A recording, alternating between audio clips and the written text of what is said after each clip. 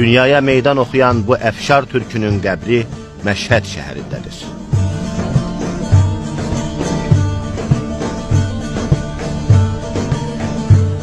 Bura Nadir bağıdır.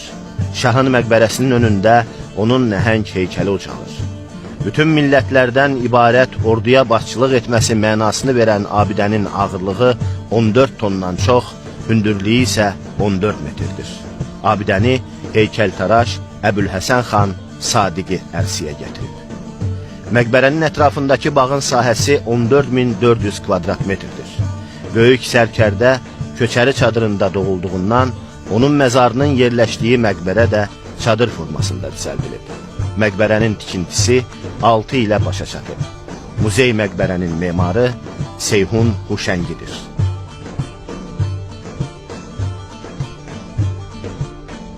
Türklərin əfsanəvi əcdadı Oğuzun ordusunun sağ cinahında döyüşən əfşarlar Şah İsmail ordusunu təşkil edən 7 tayfadan biri idi. Ölkənin bütövlüyünü bərpa edən, iki güclü dövlətin qoşunlarını ölkədən çıxaran, ölkədaxili üsyanları yatıran Nadirqulu taxtacın həqiqi sahibi olmağa iddialı idi. Bu səbəbdən Nadir Muğanda qurultay çağırır. Şah sülaləsinin qanını daşımadığına görə onun hakimiyyətə tam yələnməsinə yalnız qurultay qərar verə bilərdi. Nadir faktiki rəhbər olsa da türk adətlərinə uyğun olaraq statusunu qurultay yolu ilə rəsmiləşdirmək istəyir.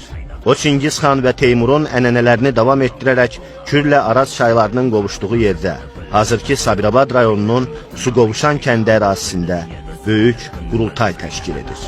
Suqovuşanda 12.000 çadır qurulur. Nadir'in çadırı məxsusi Qəzvində hazırlanır.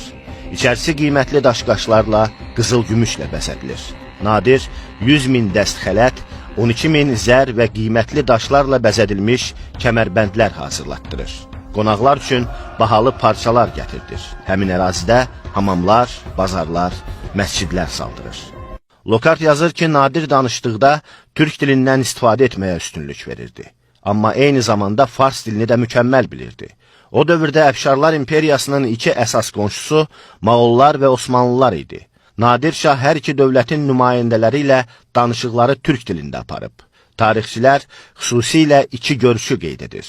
Nadir Şah, Osmanlı ərazisi olan Bağdadın rəhbəri Əhməd Paşanın nümayəndəsi Abdullah Əs-Süveydi ilə türkmən dialektində danışıb. İkinci qeyd olunan görüş isə Nadir Şahın Hindistan səfərində Moğol dövlətinin başçısı Məhəmməd Şahla danışığıdır. Hindistan səfərini Nadirin ən uğurlu kampaniyası hesab etmək olar. Nadirdən öncə Hindistana yürüş edən iki hökmdarın adını çəkmək yerinə düşər. Əmir Teymur və Makedoniyalı İskəndər.